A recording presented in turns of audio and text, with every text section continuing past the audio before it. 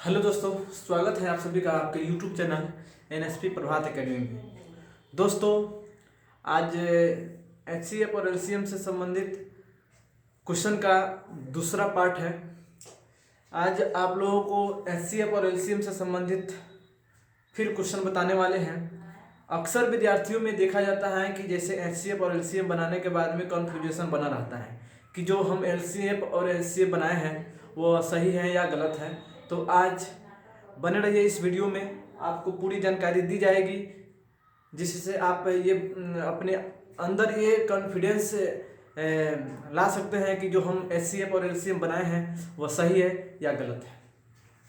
तो सबसे पहले हम बेसिक से शुरू करते हैं, उसके बाद हम ट्रिक के हिसाब से एचसीएफ और एलसीएम जो किस तरह से बनाया जाए ताकि समय का बचत हो उस पर बात करेंगे। फिलहाल हम बेसिक से शुरू करते हैं।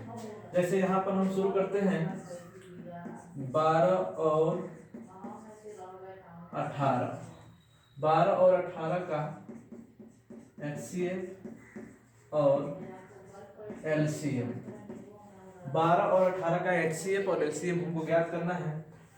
तो सबसे पहले आप बेसिक से बनाने के लिए विधि का नाम लिखिएगा, अभाज्य गुणनखंड विधि।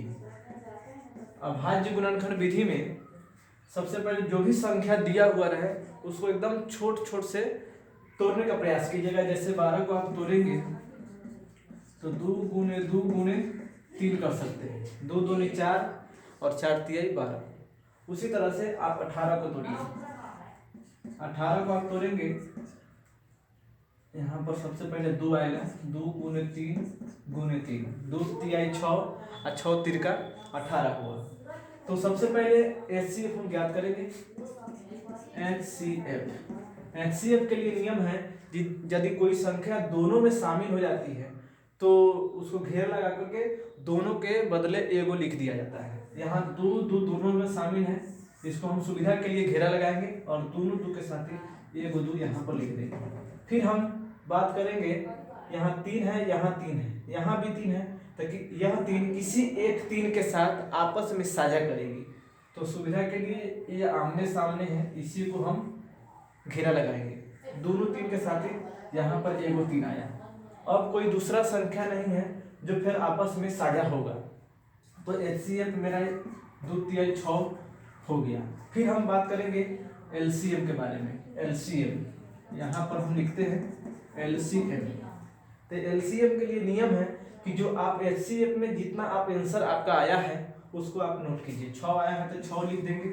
उसके बाद में जो संख्या छट जाती है, जिसका जोड़ा नहीं लगता है, उसको भी आप गुना करके यहाँ एलसीएम में रख देंगे। छटा हुआ संख्या 2 है और 3 है, तो 2 तिहाई कितना हो जाएगी 6। तो यहाँ पर 6 में 6 से गुना करेंगे, 6 का 1 36 हो गया। यही मेरा एलसीएम हुआ। अब हम इसका जांच करेंगे और इस जांच से आपको ये फायदा होगा कि आपको एकदम 100% ये विश्वास हो जाएगा कि जो मैं एचसीएफ और एलसीएम बनाए हैं वो मेरा सही है या गलत। तो सबसे पहले यहाँ जांच लिखते हैं। जांच के लिए सिंपल फार्मूला है A गुना B बराबर HCF गुना LCM। इस जांच सूत्र से आप बता सकते हैं कि जो HCF और LCM बना है वह सही है या गलत। तो यहाँ A और B की जहाँ तक बात है, A जो संख्या दिया हुआ रहेगा 2 अंक वाला संख्या, वही A और B रहेगा। A के जगह पर 12 आएगा और B के जगह पर 18 आएगा। यही 2 संख्या A और B दिया हुआ है। और यहाँ पर HCF और LCM जो हम निकाले हुए हैं वही मान को यहाँ सेट करेंगे। HCF निकाले हैं 6, LCM निकाले हैं 36, और दोनों तरफ अलग अलग गुना कीजिएगा। यदि अलग अलग गुना करने के बाद दोनों का मान बराबर हो जाती है तो मेरा जांच सही है और मेरा आंसर भी सही है। तो 12 में 18 से गुना कीजिए, 18 दूनी 36 के 6, हाथ में 3 बचा, 18 कम 18 3 21, 216 है। दोस्तों ये भी गुना करने के बाद 216 आना चाहिए। 6 का 1 36 के 6 लग रहा है कि आ जाना चाहिए। 6 का 1 36 के 6, हाथ में बचा 3, 6 3 का 18, 18 3 21। तो आप देख सकते हैं कि जांच एकदम सही आया है।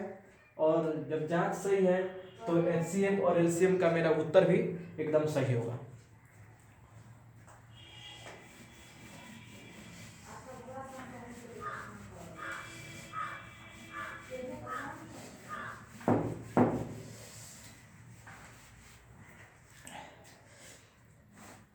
अब जैसे कुछ ऐसे प्रश्न होते हैं जो बटा के रूप में रहेगा, उसका कहेगा आपको एचसीएफ और एलसीएम ज्ञात करने के लिए। तो सबसे पहले हम यदि कोई संख्या बटा में है, अब उसका एचसीएफ निकालने